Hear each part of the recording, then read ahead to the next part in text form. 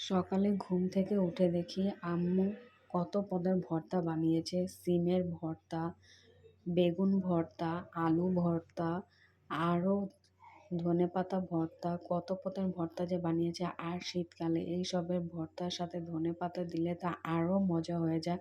আর বিক্রমপুরের ঐতিহ্যবাহী খাবার বৌয়া রান্না করেছে। এটা হচ্ছে আমাদের দেশের খাবার, এটা কম বেশি সবাই জানে। আর বৌয়ার সাথেও এই ভর্তাগুলো একদম জমে ক্ষীর হয়ে যায়।